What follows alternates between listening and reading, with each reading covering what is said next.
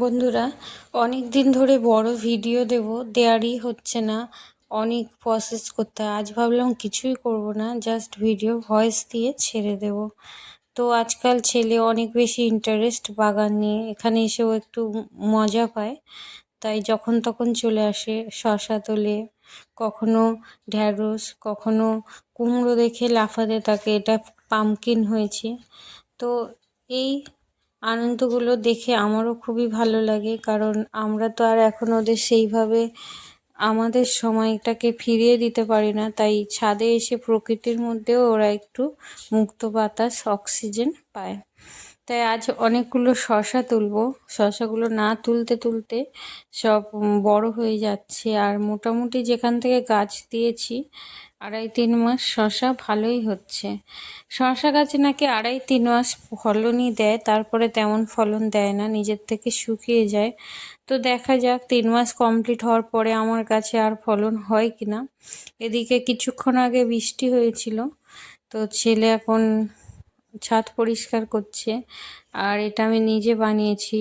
এই যে কাঁচ পরিষ্কার করা, ওটার মধ্যে লোহার যে রড হয় ওটা দিয়ে বেশ লম্বা করে বানিয়েছি। আর এটা খুব সুন্দর, বর্ষার সময় টেনে দিলে মেঝে পুরো শুকিয়ে যায়, আর নোংরা থাকলে সেগুলোও চলে আসে। ঝাঁটা দিয়ে আর কষ্ট করতে লাগে না, একদম শুকনো পরিষ্কার হয়ে যায়। বন্ধুরা, শশা তুলতে তুলতে বলি, যারা আমার নতুন বন্ধু প্লিজ সাবস্ক্রাইব করবেন আর পাশে থাকা বেল বটন অন করে দেবেন।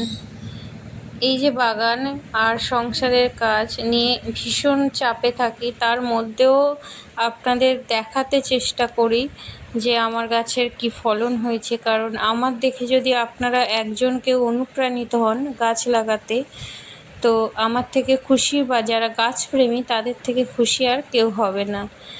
তো আমার বাগান যখন তখন এসে ডাকে, বাগান দেখতে আসে, এটাও একটা উপরি পাওনা। আমাদের এখানে অনেক মানুষ ইচ্ছা প্রকাশ করে আমার ছাদ বাগান দেখতে আসার, আর সব বলে যে কি দিয়েছি, কি মানে দিলে এত সবজি হয়।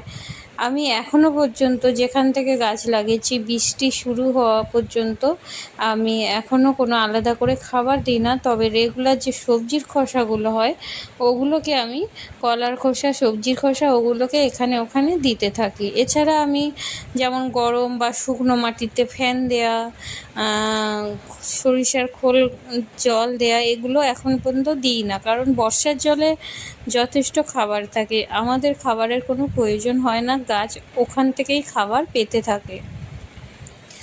একটা সমস্যা হয় যখন আমার গাছে 1 থেকে 2 দিন রৌদ্র হয়, গাছের শিকড় এত ভরে গেছে যে মাটিগুলো তখন একদম শুকিয়ে যায়, আর গাছ মানে এমন হয় নিস্তেজ আর শুকনো হয়ে যায়।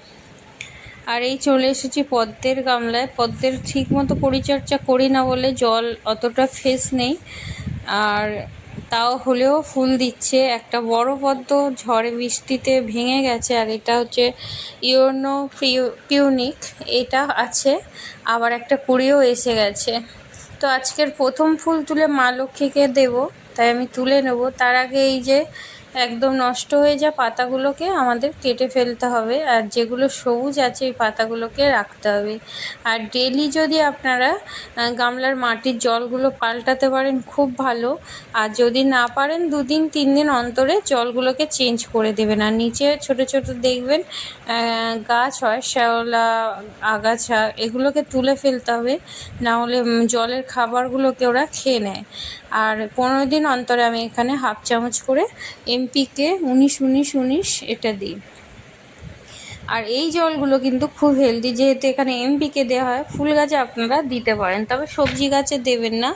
রাসায়নিক সার দিয়েই সবজি গাছ করুন। আমি যেহেতু রাসায়নিক পছন্দ করি, সে কম হোক রাসায়নিকই করুন। আর এদিকে ছেলে ঢ্যাঁড়স নিয়ে অনেক টানাটানি করলো, তুলতে পারলো না, তাই আমি আবার ওকে তোলা শিখিয়ে দিচ্ছি যে কিভাবে ও ঢ্যাঁড়সটা তুলতে পারবে। ওকে দেখালাম যেরকম নিচের দিকে বেঁকিয়ে উপরে ধরলে উঠে যাবে। আর উপর থেকেই ফুল হয়েছে, আর আজকের বাবা ছেলে সবাই এসছে। বাবা তো কোনো হেল্প করে না, ছেলের বাবা।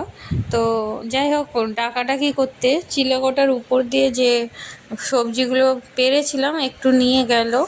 আর এই যে উপরে কম ওঠার জন্যে দুটো শসা পেকে গেছে। তো পেকে গেছে যখন থাক, এতেই বীজ দিয়ে এই গাছগুলো যখন মরে যাবে আমি আবার গাছ বসাবো। তো বন্ধুরা, আমার বাগান কেমন লাগলো অবশ্যই জানাবেন। আর পর্তুলাকা তো এত ফুল দিচ্ছে যে বলে বোঝানো যাবে না। আর এই সাইডটা পুরো ফুলে ফুলে ভরে গেছে। তবে বেশ কিছুদিন আর রাখতে পারবো না, শীতের যখন গাছের সময় চলে আসবে এদেরকে তুলতে হবে। সব কটা কালার একটা একটা করে রেখে আমি গাছগুলোকে তুলে ফেলবো। আর এই গাছগুলোকে আমি কম্পোস্ট বানিয়ে নেব। আর এই যে গাছটা দেখছেন সাদা আর ইয়েলো, এটা কিন্তু শীতে থাকবে। এই ফুলটা আবার 12 মাস ফোটে। এর আমার আরও অনেক কটা কালার ছিল, একটু কম বেশি যত্নের জন্যে মারা গেছে। আজকের মতো এই